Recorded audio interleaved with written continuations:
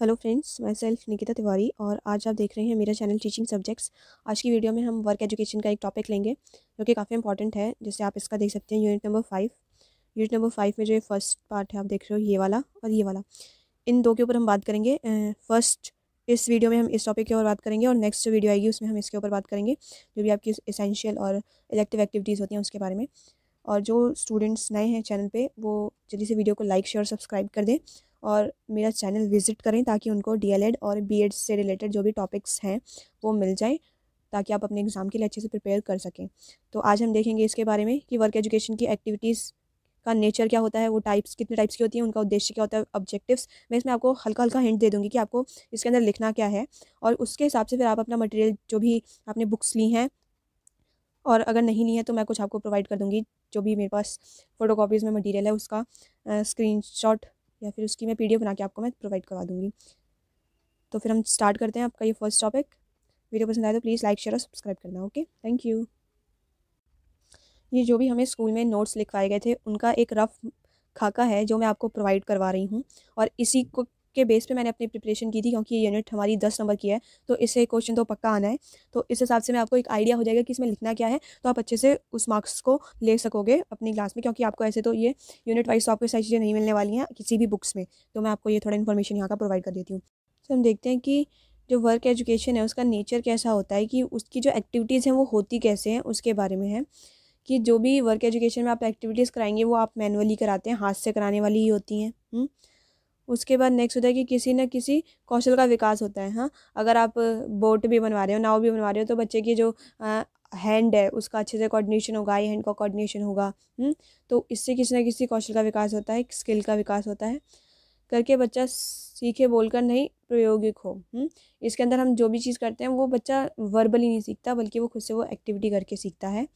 Next है कि अधिगम के तीनों आयामों, जो कि मैंने आपको बताया था ब्लूम टेक्सोनॉमी में भी, कि जो ज्ञानात्मक, भावात्मक और क्रियात्मक, संवेगात्मक, ये जो है ना, इन सब को लेके बच्चा जो है काम कर रहा होता है। सारे जो उसके डोमेन्स हैं वो सारे काम कर रहे होते हैं, नॉलेज और इमोशनल, कि मैंने ये चीज़ बनाई है। इससे बच्चे का इमोशन जुड़ जाता है किसी भी ऑब्जेक्ट को बनाने से, और उससे अगर आप तोड़ दें तो फिर वो सैड हो जाता है, तो वैसे उसके इमोशंस भी जुड़ जाते हैं उस चीज़ से। फिर है कि मूल्यों का विकास और कार्य के प्रति सकारात्मक सोच का विकास। जो भी मैंने आपको बताया अभी तक कि वर्क एजुकेशन में काम करने से बच्चे जो हैं, उन जो भी वर्क करेंगे, जो बाकी लोग फिजिकल वर्क करते हैं जैसे रिक्शे वाले, तो उनके प्रति भी उसका जो पॉजिटिव दृष्टिकोण विकसित होता है, क्योंकि वो खुद से ये काम कर रहा है, उसे पता है कि हाँ मैंने किया था तो मुझे बहुत मेहनत लगती है। तो वैसे कोई और भी अगर कोई मैनुअल वर्क करता है, हाथ से काम करता है, तो उसे भी बहुत मेहनत लगती होगी। फिर सिक्स्थ है कि सृजनात्मकता का विकास होता है। जो भी क्रिएटिविटी है, बच्चा अपनी जो भी आप चीज़ें करवाएंगे उसमें कुछ ना कुछ अपनी क्रिएटिविटी दिखाने की पूरी कोशिश करता है, और जब आप ऐसी और एक्टिविटी कराते हैं तो ये सारी चीज़ें और डेवलप होती हैं उसकी क्रिएटिविटी। सेवेंथ इज़ कि काम करने से संबंधित अनिवार्य कार्य तथा जीवन कौशल का विकास होता है। इससे क्या होगा कि बच्चे जो हैं फ्यूचर में उनको कोई प्रॉब्लम ना हो किसी काम को करने के लिए, उसका बेस आप यहीं पे उसे प्रोवाइड कर दे रहे हैं। तो इससे क्या होगा, उसका जीवन कौशल का विकास होता है। जीवन कौशल वो जो स्किल्स होते हैं जिसमें हम तदानुभूति, सहानुभूति, ये सारी चीज़ें सीखते हैं कि दूसरों के प्रति हमारे जो इमोशंस होते हैं पॉजिटिव होते हैं, हम हेल्प करते हैं दूसरे की। वो सारी चीज़ें इसके अंदर वर्क एजुकेशन में एक्टिविटी में जब आप ग्रुप में कोई काम दे रहे हैं तो बच्चे में इस दौरान वो सारी चीज़ें डेवलप होती रहती हैं।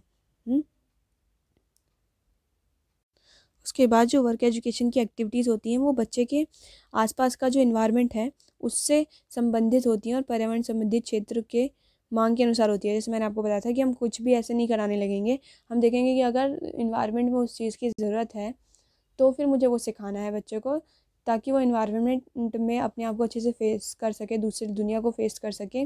जैसे मैंने आपको ये गार्बेज के ऊपर बताया था कि अगर कूड़ा है तो आप डस्टबिन बनाना सिखाओ, अगर कोई और प्रॉब्लम है तो आप वो चीज़ बनाना सिखाओ बच्चे को। फिर आते हैं कि टाइप्स ऑफ एक्टिविटीज़, कितनी तरीके की एक्टिविटीज़ होती हैं। तो ये होती हैं दो तरह की, एक अनिवार्य और एक ऐच्छिक। एसेंशियल होती हैं और इलेक्टिव होती हैं। ये दो तरह की आपकी एक्टिविटीज़ होती हैं। जो भी इंग्लिश मीडियम स्टूडेंट्स हैं उनका मेन फोकस अभी सिर्फ़ और सिर्फ जो भी आपका टॉपिक है उसको समझने में होना चाहिए। बाकी इनको आप अपने वर्डिंग्स में भी लिख सकते हो। मैं कोई डिफ़िकल्ट हिंदी नहीं बोल रही हूँ या फिर ऐसे वर्ड्स नहीं बोल रही हूँ जो आपको समझ में ना आए। तो आप इस टॉपिक को समझो, उसके बाद फिर अपने से खुद से नोट्स बनाओ जो भी मैंने टॉपिक्स बता रखे हैं, क्योंकि सिर्फ जितना मैं बता रही हूँ ये आप लिखाओगे तो काफ़ी नहीं है। मैं आपको ये बेसिक चीज़ें बता रही हूँ और इसके बाद आपको इसमें खुद से चीज़ें ढूंढनी है इसके अकॉर्डिंग।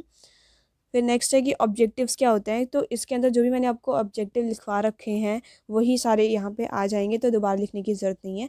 पेपर में अगर आए तो आप वही वाले ऑब्जेक्टिव जो 1 to 5 के लिए और 6 to 8 के लिए हैं, तो वो जब भी बोले कि आप 1 to 5 के लिए बताइए तो वो वाले जो ऑब्जेक्टिव्स हैं वो आप यहाँ पे अपने ऐड कर देंगे, जो भी 10-15 होंगे आपके।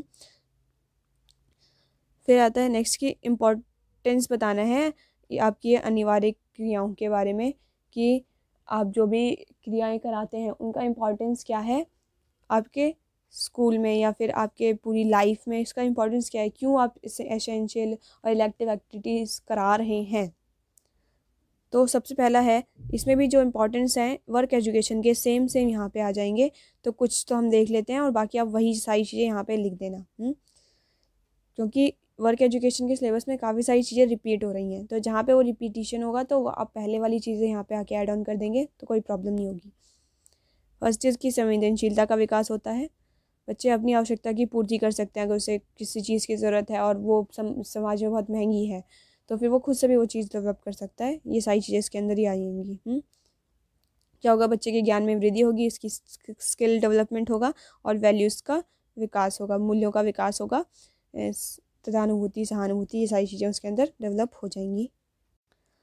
अब है आपका एक टॉपिक था कि कंट्रीब्यूशन ऑफ वर्क एजुकेशन, कि वर्क एजुकेशन का कंट्रीब्यूशन क्या है आपकी सोसाइटी के अंदर। उसके ऊपर आपको क्या लिखना होगा, इसके अंदर भी आप इम्पोर्टेंस से लिखेंगे कि समाज में जो बच्चे में कौशल का विकास करता है, ये सारी चीज़ें इसमें भी आ जाएंगी। तो सारी चीज़ें सेम ही हर जगह आएंगी। आपको बस उन सारी चीज़ों को एक जगह 10 पॉइंट 20 पॉइंट जितने भी पॉइंट है इकट्ठे रखने हैं। इम्पोर्टेंस आ रहा है तो उसमें भी यही लिखेंगे आप। अगर वो बोल रहा है कि इसका यहाँ देखो इम्पोर्टेंस है, इम्पॉर्टेंस यहाँ पे कंट्रीब्यूशन में भी सेम इम्पॉर्टेंस ही आ जाएंगी। ऑब्जेक्टिव्स में भी आपकी इम्पॉर्टेंस आ जाएंगी और जो मैंने ऑब्जेक्टिव्स लिखाए हैं वो सब, तो बार बार ये सारी चीज़ें रिपीट होंगी। तो उस हिसाब से आप एक ही जगह लिख लो और जब भी जो भी हेडिंग्स आए, अगर एग्ज़ाम में आपका कंट्रीब्यूशन ऑफ वर्क एजुकेशन पूछता है तो ये हेडिंग डाल के आपको वही चीज़ें लिख देनी है। तो इसमें हम देख लेते हैं जो यहाँ पे लिखा हुआ है उसके बारे में, कि समाज के विकास और वृद्धि में वर्क एजुकेशन का बहुत ज़्यादा महत्वपूर्ण योगदान है। ठीक है, एक बच्चा जब सीखेगा तभी तो समाज को उसका विकास होगा। हाँ, अगर कोई प्रॉब्लम आती है सोसाइटी में और अगर बच्चे ने स्कूल में उस प्रॉब्लम को सॉल्व करना सीख रखा है, तभी तो वो सोसाइटी में उसका यूज़ है वर्क एजुकेशन का, है ना। तो इसीलिए ये जो वर्क एजुकेशन है ऐसे हेल्प करता है सोसाइटी के अंदर।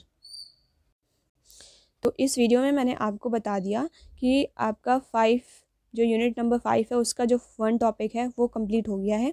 इसके बाद जो 5 का जो सेकंड टॉपिक होगा, जो अनिवार्य और ऐच्छिक क्रियाएं हैं, एसेंशियल और इलेक्टिव जो एक्टिविटीज़ हैं, उनको हम नेक्स्ट वीडियो में देखेंगे। वो भी 10 मिनट की वीडियो होगी जिसमें आपको पूरा क्लियर हो जाएगा और वैसे ही आपको एग्जाम में लिखना है। ये जो यूनिट है वो बहुत इंपॉर्टेंट है, इस पर क्वेश्चन आता ही आता है। तो आपके लिए अच्छा होगा कि आपको मैंने बता दिया बेसिक कि इसमें ये सारी चीज़ें आएंगी, तो आप वैसी चीज़ें कलेक्ट करना स्टार्ट कर दीजिए अपने जो भी बुक्स हैं उनसे, या फिर जो भी टीचर आपको नोट्स प्रोवाइड कर रहे हैं उनसे। एक जगह आप लिखो, शॉर्ट में लिखो सारी चीज़ें, ताकि आपको जब एग्ज़ाम आए तो वो सारी चीज़ें बस एक बार रिवाइज़ करनी हो और आप वही पॉइंट्स लिखें और पॉइंट्स को आप डिस्क्राइब करेंगे एग्ज़ाम में। आपके पास पॉइंट्स जितने ज़्यादा पॉइंट्स होंगे उतने ज़्यादा मार्क्स आप ले सकते हो। तो वीडियो कैसा लगा प्लीज़ लाइक शेयर और सब्सक्राइब करके बताना। वीडियो को ज़्यादा शेयर करना, और जो बच्चे चैनल पे नए हैं वो विज़िट करें चैनल को, ताकि उनको डीएलएड और बीएड से रिलेटेड जो भी इंपॉर्टेंट चीज़ें हैं, इंपॉर्टेंट टॉपिक्स हैं जो समझ में नहीं आते, उन्हीं टॉपिक्स पे मैंने बात की है ज़्यादातर, तो आप वो समझ जाएं। Okay, thank you.